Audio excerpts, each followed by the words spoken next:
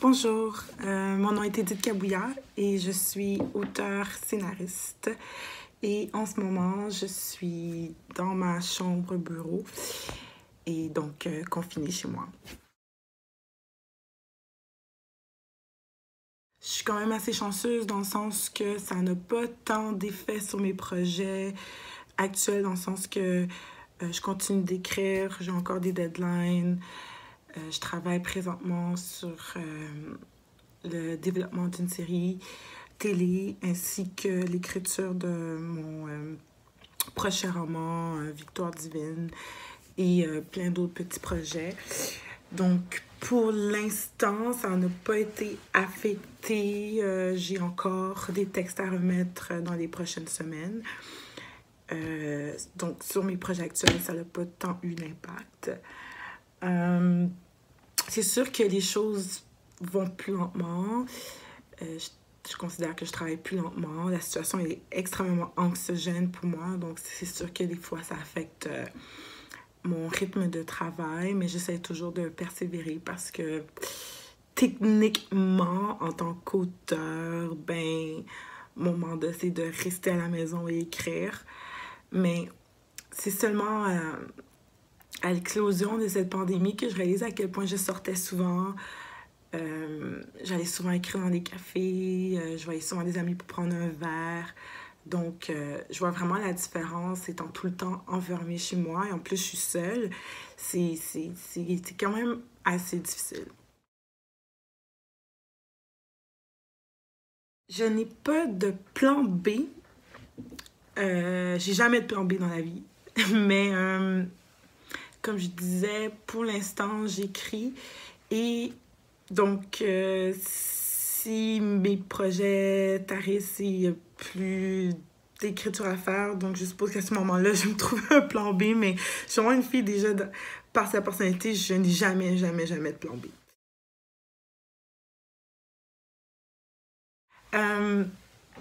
J'ai le lancement d'un projet dont je ne peux pas parler pour l'instant qui a été annulé, effectivement, parce que on ne peut plus faire des réunions de plusieurs personnes, mais je suppose que ça va être quand même être annoncé à la fin du mois, à la même date que ce lancement aurait dû être tenu. Donc, j'ai bien hâte de pouvoir en parler librement. C'est un projet qui me tient beaucoup à cœur et qui est très, très excitant. Donc, outre ce lancement qui a été annulé, j'ai pas d'autres projets qui ont été... ou des cours ou des représentations. Ah, en fait, oui, j'avais une activité dans une école secondaire au mois de mai. En plus, c'était mon école secondaire quand j'étais jeune, donc j'étais un peu déçue du fait que je ne pourrais pas faire de présentation là-bas, mais c'est partie remise, je dirais. La façon dont j'occupe mon temps, c'est très, très plate, mais j'écris, je mange beaucoup, je mange tout le temps. Je lis aussi, ce qui est vraiment le côté positif que je reçois de ce confinement-là, dans le sens que ça faisait très longtemps que je n'avais plus le temps de lire. Et là, je retrouve un peu plus le plaisir de me plonger dans des livres, de reprendre cette habitude de dévorer un livre. Et cette année, je m'étais pris comme résolution de ne lire de livres qu'écrits par des auteurs de couleur. Donc, je vais poursuivre cette résolution. Je regarde des séries. Je viens de commencer la Casa del Papel. Je pense que c'est la dernière au monde qui n'a pas encore regardé cette émission-là. Aussi, moi, je trouve beaucoup de réconfort dans la routine. Alors, j'ai commencé à créer mes propres routines. Je commence toujours ma journée en faisant mon lit pour être vraiment comme partir ma journée de bon pied. Je fais ensuite une petite période d'écriture automatique où j'écris vraiment tous mes pensées qui me passent par la tête. Ça aide beaucoup pour, je trouve, pour calmer un peu le côté anxieux de la situation. Je vais commencer à intégrer du workout dans mes journées aussi. je sais pas si ça va marcher. Mais, donc, c'est ça. Donc, les routines. Chaque matin, chaque soir, j'observe une routine qu'on appelle le 10 Step Skincare, le Korean 10 Step Skincare, où par 10 étapes, je prends soin de ma peau, de mon visage. Ça marche. Donc, chaque matin, chaque soir, j'utilise les 10 étapes, que ce soit nettoyage exfoliant, masque, toner, essence, sérum, religieusement. Je vois les effets que ça a sur ma peau et c'est aussi un moment pour moi comme, ça a comme un effet thérapeutique en même temps de prendre soin de son corps. Donc, c'est les petites routines que j'ai intégrées dans mes journées. Moi, ce qui me console surtout dans une situation comme ça, c'est qu'on me fasse rire. Et mes amis et moi, on ne sait pas qu'on s'échange vraiment des messages d'espoir, mais on s'échange beaucoup de memes à longueur de journée, des vidéos qui sont drôles. J'ai une amie qui m'a envoyé il n'y a pas longtemps les 1001 façons de tuer Voldemort. Je suis une fan d'Harry Potter. Donc, ça me fait rire. Googlez ça, c'est des petits dessins, c'est amusant.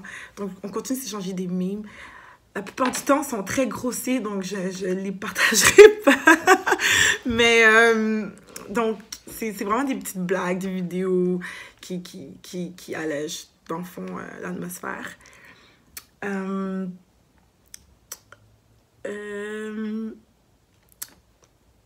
n'ai pas de chansons et je ne chanterai pas non plus à partager. Par contre, j'ai un petit extrait d'un texte, moi, qui me fait du bien. Dans le fond, c'est un extrait de mon deuxième livre dans la série Victoire divine. Dans le fond, dans cette série Victoire divine, elle est victime d'intimidation et par les élèves les plus populaires de l'école. Et dans le deuxième tome, elle décide de se venger sur tous les gens qui l'intimident. Et parmi un de ses plans de résistance, elle décide de s'asseoir pendant le dîner à la table des monarches, les élèves les plus populaires. Chose qui n'a jamais été faite auparavant, vu que leur table de cafétéria leur appartiennent et tout le monde s'assoit à leur table attitrée. Donc, elle va s'asseoir seule sur cette table-là. Et ses ennemis viennent pour essayer de la faire sortir de cette table. Et je vais vous lire le petit extrait. Voilà. Ézéchiel tire brusquement sur ma chaise. Je tombe par terre. Une douleur aiguë remonte jusque dans le creux de mon dos. Je bats vite des paupières pour refouler les larmes qui me montent aux yeux. Je ne pleurerai pas. Ce n'est pas la façon dont je tombe qui me définit, mais la façon dont je me relève. Alors, je me relève.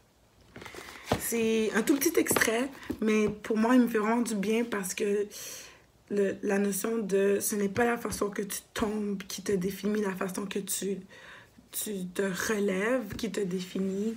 Pour moi, ça a beaucoup de signification.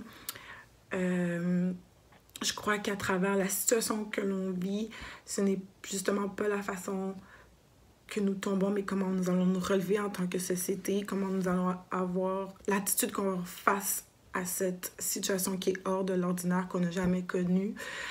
Pour moi, ça me remplit d'espoir, ça me fait du bien.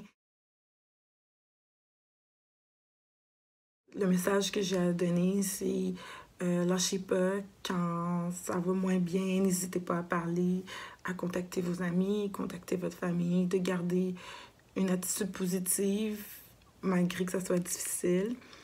Mais j'ai espoir qu'ensemble, en solidarité, on va pouvoir passer à travers ça. Merci!